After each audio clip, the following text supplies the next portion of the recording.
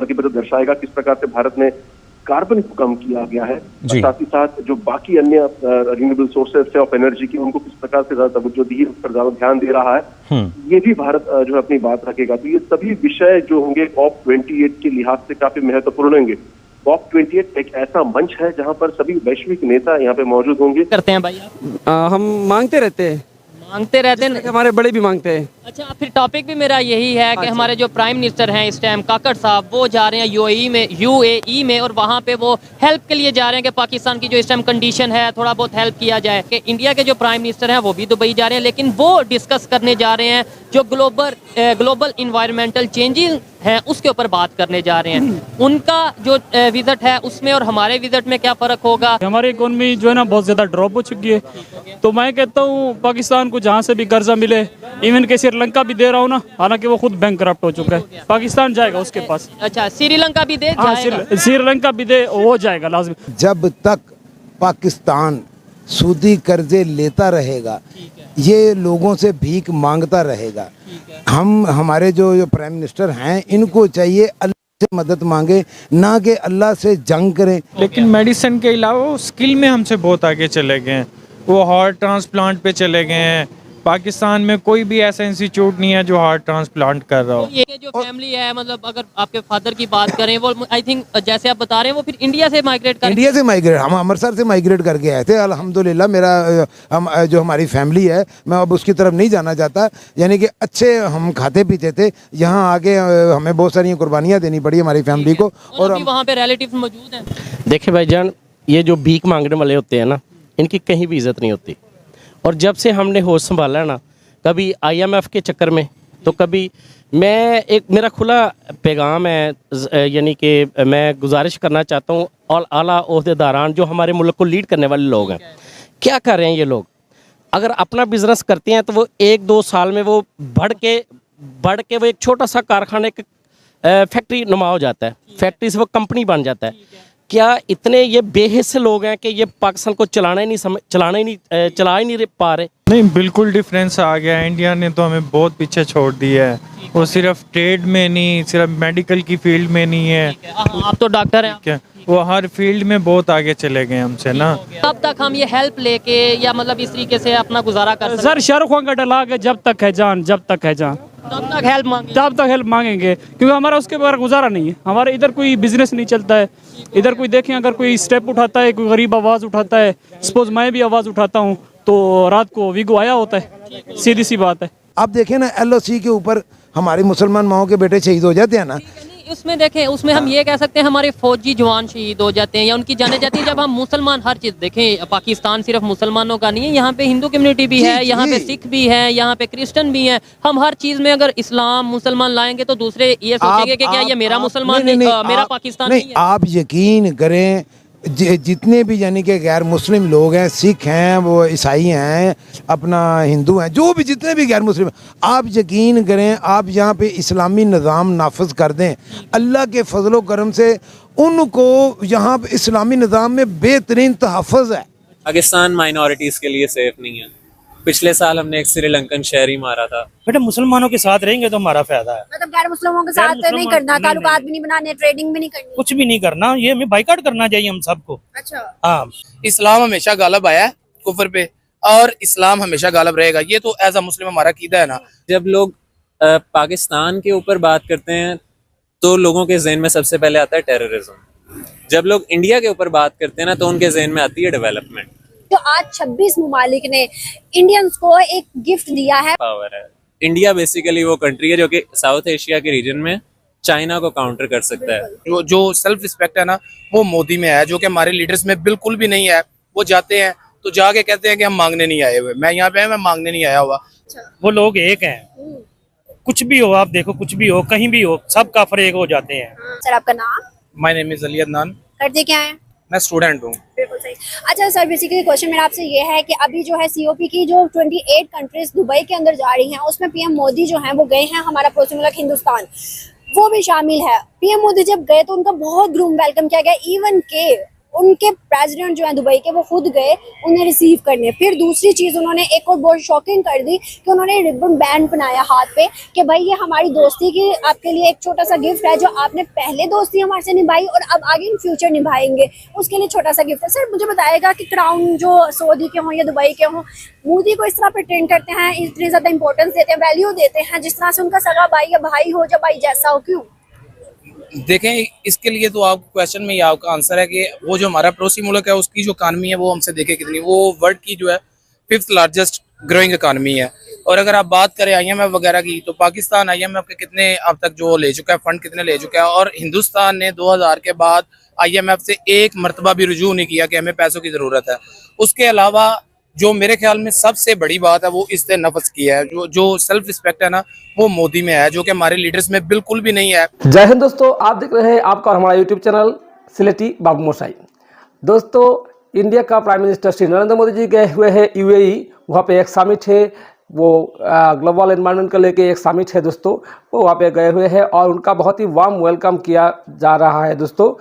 और वही पाकिस्तान का PM भी UAE में गए हुए हैं दोस्तों, लेकिन वो गए हुए हैं कुछ अलग ही वजह से।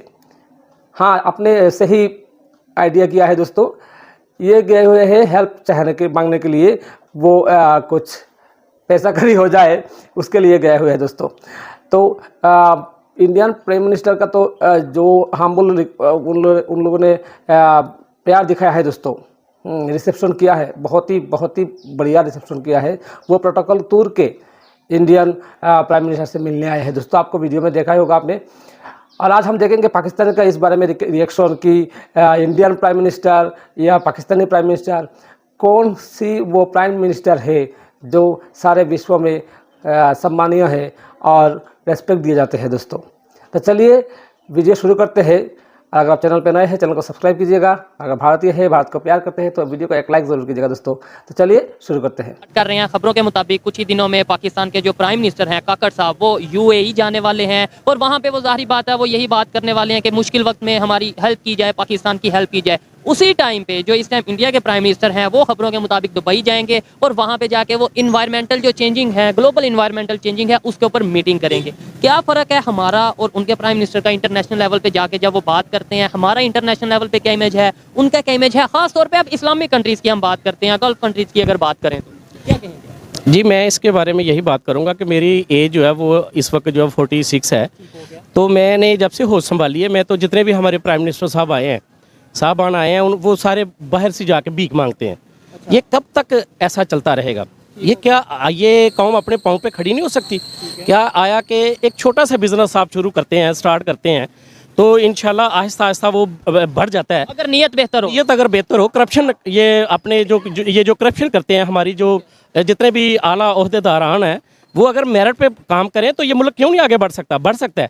लेकिन मेरे ख्याल से ये बात मैं तो ये समझता हूँ कि हमारी जो करप्शन है ना, वो हमारे मुल्क को बहुत पीछे ले गई है। तो और सोचने वाली बात यह है कि हमारे जितने भी प्राइम मिनिस्टर हैं या जितने भी पॉलिटिशियन हैं, उनके अगर पर्सनल बिजनेस देखें, वो दिन ब दिन बेहतरी की तरफ, वो दिन ब दिन डेवलपमेंट की तरफ उनके बिजनेस जा रहे हैं। लेकिन पाकिस्तान की इकॉनमी की बात करें, दिन ब दिन डाउन हो रही है और हमें हेल्प लेने की जरूरत पड़ती है। सर, आप ये सेम ही सवाल मेरा आपसे है कि हमारे प्राइम मिनिस्टर जब कहीं जाते हैं उनकी क्या रिस्पेक्ट होती है? और साथ ही साथ नेबर कंट्री के अगर प्राइम मिनिस्टर की बात करें, कभी वो मतलब ये है कि कभी किसी कंट्री का इजिप्ट का विजिट कर रहे हैं, उन्हें वहाँ का हाईएस्ट सिविल अवार्ड दिया जा रहा है। इवन अगर वो किसी गल्फ कंट्री में जाते हैं, वहाँ पे उन्हें जो उनसे अवार्ड दिए जा रहे हैं। हमारे और उनमें क्या फ़र्क है? वो वहाँ पे ट्रेड करने जाते हैं और हम वहाँ पे क्या करने जाते हैं? बिस्मिल्लाहिर्रहमानिर्रहीम। देखें, जो राष्ट्रपति साहब ने फरमाया ना, मैं उसके साथ भी इत्तेफाक और ये कहूँगा कि जब तक पाकिस्तान सूदी कर्जे लेता रहेगा, ये लोगों से भीख मांगता रहेगा, हमारे जो प्राइम मिनिस्टर हैं इनको चाहिए अल्लाह से मदद मांगे, ना कि अल्लाह से जंग करें। ये सूदी कर्जे लेकर अल्लाह और रसूल पाक से जंग कर रहे हैं। अब सोचने की बात यह है कि जब आप अल्लाह से जंग करोगे तो क्या अल्लाह आपकी मदद करेगा? और ये जो हमारे उलमाए दीन हैं, मैं जिनका नाम नहीं लेता, उसमें बहुत सारे बड़े बड़े नाम उसमें हैं। मैं कहता हूँ कि ये क्यों नहीं अपना हुकूमत से, प्राइम मिनिस्टर से, या जो अपना है जो हमारे जनरल साहब हैं, इनसे ये क्यों नहीं कहते कि भाई पाबंदी लगाओ, सूदी कर्जे लेना बंद करो? ये बड़ी इंटरेस्टिंग सी वीडियो होने वाली है। उसकी वजह यह है कि जो इन्होंने अभी सूद के निज़ाम की बात की है, जो हम पैसे लेते हैं किसी भी कंट्री से, वो साथ उसका परसेंटेज होती है जो कि इस्लाम में जायज़ नहीं है। और इसी के ऊपर आप आगे बात करेंगे कि कौन कौन से काम पाकिस्तान में हो रहे हैं जो कि इस्लाम में अच्छा है। अगर बैंकिंग सिस्टम की बात करें वो भी फिर इस्लाम मतलब वो भी सूद पे सारा सिस्टम चल रहा है, तो वो भी फिर जो है इस तरीके से बंद होना चाहिए सारे बैंक पाकिस्तान से। नहीं देखें जी, बैंकिंग सिस्टम में अपना जो मुफ्ती तकी उस्मानी साहब है उन्होंने थोड़ा सा बताया कि भाई यूं करो तो इसमें सूद नहीं है, लेकिन एक बात तो फाइनल है ना कि जब आप दूसरे मुल्क से सूदी कर्जे लेते हैं परसेंटेज के ऊपर, वो तो 100% सूद है ना। इस्लामिक कंट्री सऊदीया की बात करें वो भी हमें 6%, 8% पे वो भी हमें देते हैं। मैं तो समझता हूँ कि वो भी गलत कर रहे हैं, हमें तो सूद लेना ही नहीं चाहिए। सीधा सीधा अल्लाह पाक ने कुरान पाक में फरमा दिया कि सूद लेना, सूदी निज़ाम ये अल्लाह और रसूल पाक से खुली जंग है। ऐसे तो फिर हम वर्ल्ड बैंक के पास जाते हैं, ऐसे तो हम IMF के पास जाते हैं, ये सब चीजें तो फिर हम इस्लाम के अगेंस्ट कर रहे हैं। वही तो कह रहा हूँ ना, हमें कोई फायदा ही नहीं है। इतनी कुव्वत होने के बावजूद भी अगर मुझे सूद पे मेरा हुक्मरान जो है वो सूदी करके ले रहा है, भाई अगर फिर भी तुम कमज़ोर हो तो हमें बुला लो, हम आगे लड़ने के लिए तैयार हैं। उस सूदी निज़ाम के साथ लड़ने के लिए तैयार हैं। और ये जो क्या नाम लेते हैं, ये जो सूदी कर्जे लेते हैं, इनके साथ भी हम लड़ने के लिए तैयार हैं। अच्छा, आपसे मजीद भी बात करेंगे। मुझे सर आप बताइएगा, इस टाइम जब हमारे कंट्री के प्राइम मिनिस्टर या पॉलिटिशियन दूसरे कंट्रीज़ में जाते हैं, आपको नहीं लगता वो देख के ही मतलब हमारा उस तरीके से वेलकम ही नहीं किया जाता कि यार उन्हें आइडिया होता है कि ये फिर किसी ना किसी हेल्प के लिए आए हैं, हेल्प मांगने के लिए आए हैं, कोई बिजनेस डील के लिए, कोई इन्वेस्टमेंट के लिए, या इस तरीके से किसी प्रोजेक्ट के लिए नहीं आए। दूसरी साइड पे वही मेरा सवाल है कि जब दूसरी कंट्रीज़ के प्राइम मिनिस्टर जाते हैं उन्हें बड़ा रेड कारपेट वेलकम होता है, उन्हें बड़े मतलब ये है कि मेडल दिए जाते हैं, बड़ी रिस्पेक्ट दी जाती है। देखिए भाईजान, ये जो भीख मांगने वाले होते हैं ना, इनकी कहीं भी इज़्ज़त नहीं होती। और जब से हमने होश संभाला है ना, कभी IMF के चक्कर में, तो कभी मेरा खुला पैगाम है, यानी कि मैं गुजारिश करना चाहता हूँ और आला ओहदेदारान जो हमारे मुल्क को लीड करने वाले लोग हैं, क्या कर रहे हैं ये लोग? अगर अपना बिजनेस करते हैं तो वो 1-2 साल में वो बढ़ के वो एक छोटा सा कारखाने फैक्ट्री नुमा हो जाता है, फैक्ट्री से वो कंपनी बन जाता है। क्या इतने ये बेहिस्से लोग हैं कि ये पाकिस्तान को चला ही नहीं पा रहे? अगर ये पाकिस्तान को नेक नीति के साथ चलाएं ना भाईजान, तो IMF के चुंगल से भी हम निकल सकते हैं। और अल्हम्दुलिल्लाह हमारा मुल्क जो है ना, अल्लाह के फजल करम से जिसको ला इलाहा इल्लल्लाह मोहम्मद रसूलुल्लाह की बुनियाद पे हासिल किया गया, इंशाल्लाह ये जो मुल्क है ना, ये सूदी निज़ाम से भी निकल आएगा।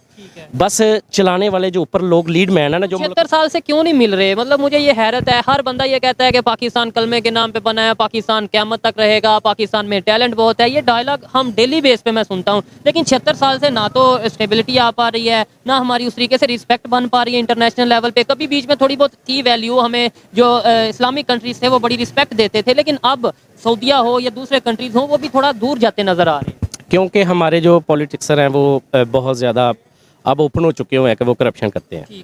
तो इसलिए मेरा ख्याल है कि वो जो हमारी बाहर की जो लोग हैं वो भी कदर नहीं करते भाईजान। तो मैं यही कहूँगा कि हमारे जो मुल्क चलाने वाले लोग हैं, ब्यूरोक्रेसी है, सियासतदान है, उन्हें होश के नाखन लेना चाहिए कि अगर अब भी ना समझोगे तो दास्तान भी ना रहेगी दास्तानों में। बड़ी बात की है जी। मतलब आप इनकी बात को अंडरस्टैंड आपने किया कि अगर अभी भी ना समझे तो शायद ये है कि अब मैं उसे उस तरीके से ओपनली बोल रहा है। उन्होंने कहा दास्तान भी नहीं रहेगी दास्तानों में, मतलब वो अब हमारी कहानी नहीं रहेगी। मैं बिल्कुल इनकी बात से इत्तेफाक करता हूँ, ऐसा ही है। बल्कि इन्होंने सिर्फ सियासतदानों के ऊपर जोर रखा है। मुझे तो गिला है अपने मुसलमान माँ के उस बेटे से जिसने जिसने वादा कर रखा है कि वो उम्मत मोहम्मदिया की हिफाजत करेगा। उसने वो जो वर्दी पहन रखी है, वो कहता है कि ये वर्दी नहीं है, मेरा कफन है, और वो कहता है कि वो मेरी हिफाजत के लिए मर भी जाता है। आप देखें ना, LOC के ऊपर हमारी मुसलमान माओं के बेटे शहीद हो जाते हैं ना। उसमें देखें, उसमें हम ये कह सकते हैं हमारे फौजी जवान शहीद हो जाते हैं या उनकी जाने जाती है। जब हम मुसलमान हर चीज़ देखें, पाकिस्तान सिर्फ मुसलमानों का नहीं है, यहाँ पे हिंदू कम्युनिटी भी है, यहाँ पे सिख भी है, यहाँ पे क्रिश्चियन भी है। हम हर चीज़ में अगर इस्लाम मुसलमान लाएंगे तो दूसरे ये सोचेंगे कि क्या ये मेरा मुसलमान नहीं, मेरा पाकिस्तान नहीं है। आप यकीन करें, जितने भी यानी कि गैर मुस्लिम लोग हैं, सिख हैं, वो ईसाई हैं, अपना हिंदू हैं, जो भी जितने भी गैर मुस्लिम, आप यकीन करें, आप यहाँ पे इस्लामी निज़ाम नाफिज कर दें, अल्लाह के फजलो करम से उनको यहाँ पे इस्लामी निज़ाम में बेहतरीन तहफ़्फ़ुज़ है। यानी कि हमारा जो तहफ़्फ़ुज़ है या नहीं है, अभी तो देखें ना, अभी तो सूदी निज़ाम है। यहाँ पे मैं महफूज नहीं हूँ, मेरे ऊपर वो गलत तरीके से टैक्स लगा देते हैं, और चूँकि हराम आ रहा है मुल्क के अंदर, अल्लाह से जंग चल रही है, इसलिए हर दूसरा आदमी हराम ही खा रहा है। इस वजह से वो छोटे से लेके बड़ा अफसर रिश्वतखोर है सब। मैं कहता हूँ कि आप मुल्क के अंदर सूदी कर्जों को पाबंदी लगाएं। नहीं, अगर इस्लामिक निज़ाम आ जाएगा, नो डाउट, अगर अगर हमारी गवर्नमेंट ये फैसला करती है कि शरी निज़ाम होना चाहिए, ये चीज़ें तो हमें तो फॉलो करना पड़ेगा। लेकिन अगर ये सिस्टम आ जाता है, आपको नहीं लगता कि भाई फिर इंटरनेशनल कंट्री से हम कट के थोड़ा रह जाएंगे दूसरे कंट्रीज? देखें, आपने खुद बोला है कि सऊदीया जो सा वो भी हमें सूद पे पैसे देता है, ये आपने बोला है, तो फिर वो जब नहीं देंगे, हम सूद नहीं लेंगे, तो ये मामला कैसे मामला? सर देखिए, अल्लाह के फजलो करम से मैं एक ही बात जानता हूँ, मैं मुसलमान हूँ। मेरे वालिद से वादा किया गया था कि पाकिस्तान इस्लाम के नाम पे बना है, यहाँ पे इस्लामी निज़ाम नाफज होगा। मेरे वालिद साहब इस दुनिया से चले गए, ये इंतज़ार करते करते। अब मैं ये सोचूं कि मैं यहाँ से अगर इस्लामी निज़ाम नाफज करूँगा तो मैं दुनिया से कट जाऊँगा। ओ भाई, क्या मुझे कहीं से भी काट दो, जो मेरे बुजुर्गों से वादा करके ये मुल्क बनाया था उसके वो निज़ाम इस मुल्क के अंदर राइज करो। आपके जो फैमिली है, मतलब अगर आपके फादर की बात करें, वो आई थिंक जैसे आप बता रहे हैं वो फिर इंडिया से माइग्रेट कर, इंडिया से माइग्रेट, हम अमृतसर से माइग्रेट करके आए थे। अल्हम्दुलिल्लाह मेरा जो हमारी फैमिली है, मैं अब उसकी तरफ नहीं जाना चाहता। यानी कि अच्छे हम खाते पीते थे, यहाँ आके हमें बहुत सारी कुर्बानियाँ देनी पड़ी हमारी फैमिली को। और वहाँ पे रिलेटिव मौजूद हैं? नहीं, अब तो नहीं है, अब तो तकरीबन हम सब लोग आ गए यहाँ पे। बस मैं आपके टॉपिक के मुताबिक ये कहना चाहता हूँ कि जब तक मेरे पाकिस्तान का मुफ्ती, मेरे पाकिस्तान का जर्नल, मेरे पाकिस्तान का प्राइम मिनिस्टर ये सब इस्लामी कवानीन के मुताबिक अमल नहीं करते, ये भीख मांगते रहेंगे, इनके ऊपर लानत पड़ी रहेगी। ये सूदी कर्जे लेने से बड़ी कड़वी बात करते हैं आप, बड़ी गुस्से में बात देखें जी, गुस्से वाली बात ये है ना, ओ भाई, अल्लाह से जंग करके तुम लोग क्या समझते, तुम खुशहाल हो जाओगे? तुम कभी भी खुशहाल नहीं होगे। तुम लोग भीख मांग रहे हो और तुम लोग भीख ही मांगते रहोगे। अच्छा लगा जी आपसे बात करके। आप लास्ट में 1-2 मिनट में क्या कहना चाहेंगे कि जो पाकिस्तान की इस टाइम यूथ हो, पाकिस्तान के बिजनेसमैन जैसे आप लोग हैं, क्या देख रहे हैं इंटरनेशनल लेवल पे किस तरीके से चेंजिंग्स आ रही हैं, दुनिया किस तरीके से डेवलपमेंट की तरफ, बिजनेस की तरफ, ट्रेड की तरफ जा रही है, और हम किस तरीके से आज भी इसी कशमकश में है कि वो कंट्री हमें पैसे देगा, चाइना हमें पैसे देगा, सऊदी हमें पैसे देगा, तुर्की हमारी हेल्प करेगा या नहीं करेगा। मतलब हम बिजनेस की तरफ क्यों नहीं आ रहे, अपनी रिस्पेक्ट बनाने की तरफ क्यों नहीं आ रहे? हम हर चीज़ में वैसे तो इंडिया को लाते हैं कि भाई इसमें भी हमें हमारा इंडिया से होना चाहिए मुकाबला, नो डाउट मुकाबला कर नहीं पाते, लेकिन ले कहते हैं रिस्पेक्ट में, इकोनॉमी में, या उनके प्राइम मिनिस्टर जब कहीं पे जाते हैं उनका विजन क्या होता है, हमारे प्राइम मिनिस्टर कहीं जाते हैं हमारा विजन क्या होता है, ये चीज़ें क्यों नहीं हम सोचते? देखें प्यारे भाईजान, मैं आपको 2 कंट्रीज़ ऐसी हैं जो मेरे सामने है कि जो हमारे मुल्क से भी उनका बदतर हालात थे। वो एक मैं आपके सामने लाना चाहता हूँ, तुर्की। वहाँ एक मर्द मोमन आया ना, उनके जो सदर साहब हैं तैयब उर्दगान, उसने कैसा लीड किया यार, उसने अपने मुल्क को कहाँ से कहाँ ले गया। ठीक है, दूसरा मैं मलेशिया की एग्जांपल दूंगा आपको। नहीं, अफ़गानिस्तान नहीं हम कह सकते, मलेशिया है, वो देखो कहाँ से कहाँ चला गया। मैं ये कहता हूँ कि हमारे जो ब्यूरोक्रेसी में हमारी ये जो आ जाती है, चीफ जस्टिस ऑफ पाकिस्तान से मेरी गुजारिश है कि खुदारा आप सिस्टम को दुरुस्त करें। वहाँ भी करप्शन बहुत ज़्यादा है, हमारी अदालतों में फ़ैसले अच्छे नहीं होते।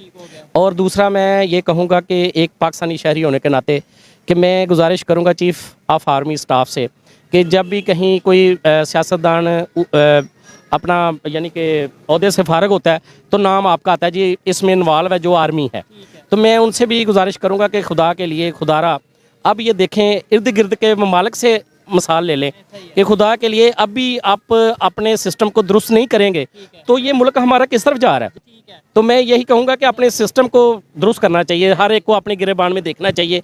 अगर कोई चीफ ऑफ आर्मी पब्लिक का भी बड़ा रोल होता है, पब्लिक को भी देखना चाहिए, मेरी क्या जिम्मेदारी है, इनकी क्या जिम्मेदारी है, इनकी क्या जिम्मेदारी है। और ये चीज़ें जब हम देखेंगे शायद तभी बेहतरी आएगी, नेबर्स को जब देखेंगे तभी बेहतरी आएगी, जिसकी जो पॉजिटिव चीज़ है उसे अप्रिशिएट करेंगे तो ही हमारे अंदर भी पॉजिटिविटी आएगी। आइए, वो जाते हैं तो जाके कहते हैं कि हम मांगने नहीं आए हुए, मैं यहाँ पे मैं मांगने नहीं आया हुआ। तो जब आपने जाके अपना इंटरव्यू ये करवाना है टर्की जैसे ममालिक में, तो फिर मेरे ख्याल में फिर यही जो है ना वो सर्कमस्टांसेस और कॉन्सिक्वेंसेस ऐसे ही होंगे।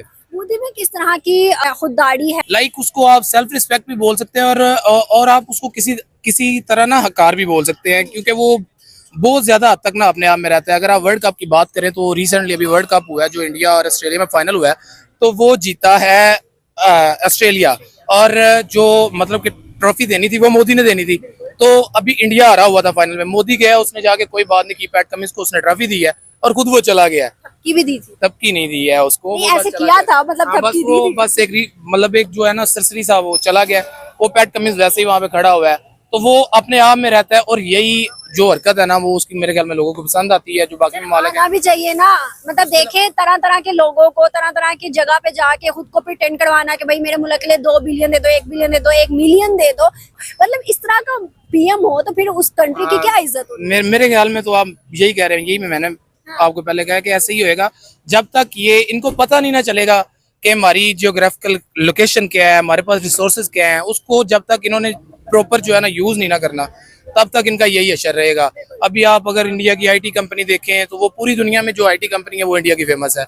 इसके अलावा उनकी इकोनॉमी भी आपको पता है जो है वो वर्ल्ड लार्जेस्ट ग्रोइंग इकोनॉमी है। इस वक्त वो 3rd पे चले जाएंगे ये बाय द एंड ऑफ 2024। तो इसलिए वो सबको वो उनके साथ इंपोर्ट और एक्सपोर्ट को अपनी कंटिन्यू रखने के लिए उनके साथ ऐसा करना पड़ता है।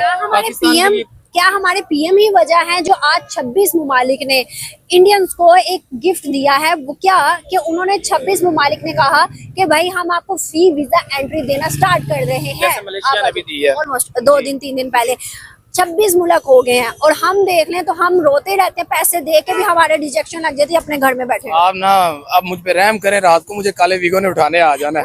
अब आप ज्यादा कर रही हैं, मैं बोलना नहीं चाहता। सच्चाई है, मुझे लगता है फ्रीडम ऑफ स्पीच है, इतनी तो है नहीं। यहाँ पे डेमोक्रेसी जो है ना वो बिल्कुल भी नहीं है। आप देख सकते हैं एक डेमोक्रेटिक लीडर जो है वो अभी तक जो है वो हवालात में बैठा हुआ है। तो मेरे ख्याल में जब वजीर आजम का ये हाल हो सकता है तो हमारे जैसे बंदों का क्या हाल उस पे ना बोले, आपको कोई नहीं उठाएगा। नहीं। अच्छा, मेरे ख्याल में जो है वो डेमोक्रेटिक सिचुएशन जो है ना हमारी वो कंट्री की वो बिल्कुल खत्म हो चुकी है। लगता है सर आखिरी एक सवाल है, हमें हमारे पड़ोसियों के साथ ताल्लुकात बेहतर करने चाहिए या फिर हमें ये चीज सोचनी चाहिए कि गैर मुस्लिम के साथ ताल्लुकात नहीं बनाने, हम जैसे हैं मुसलमानों के साथ ही रहेंगे? बेटा मुसलमानों के साथ रहेंगे तो हमारा फायदा है। मतलब गैर मुस्लिमों के साथ नहीं करना, ताल्लुकात भी नहीं बनाने, ट्रेडिंग भी नहीं करनी, कुछ भी नहीं करना। ये हमें बाइकाट करना चाहिए हम सबको। अच्छा हाँ, बहसियत कौम मुझे आपको हम सबको बाइकाट करना चाहिए। हाँ जी। क्या मुसलमान की जरूरत को पूरा कर सकता है? अल्हम्दुलिल्लाह पूरा कर सकता है। हमारी जरूरतों हम में से चीजें निकाल के ये अपनी जरूरतें पूरी कर रहे हैं। हमारे कुरान हदीस में हर चीज है, वो उसको फॉलो करते हैं, मुसलमान फॉलो नहीं करते। इसकी बहुत सी वजूहत हैं। सबसे बड़ी वजह तो ये कि अगर आप इस वक्त यूएई, दुबई इनके देखें ना कि ये ग्लोबल मार्केट में ये किसके साथ चल रहे हैं, तो यूएई का सबसे स्ट्रांग अलायंस चल रहा है यूनाइटेड स्टेट्स ऑफ अमेरिका के साथ, और इंडिया भी यूएस के साथ बहुत अच्छे ताल्लुकात पर है। अगर आप उसका मवाजना करें ना पाकिस्तान के साथ, तो आपको पता चलेगा कि पाकिस्तान के ज़्यादा अच्छे ताल्लुकात हैं चाइना के साथ। एंड चाइना और यूएस का ग्लोबल कंपटीशन चलता है कि इनमें से कौन ज़्यादा बेसिकली इकोनॉमिक डेवलपमेंट की तरफ जाएगा। तो उससे होता ही है कि जब एक कंट्री को नजर आता है ना कि किसी दूसरा उसका एलाय उसके मुकाबले में खड़ा हो सकता है, तो ऑब्वियसली यूएस उन कंट्रीज के साथ अच्छे रिलेशन करेगा जो उसके साथ उसको बेसिकली मजीद डेवलपमेंट की तरफ लेके जा सकते हैं।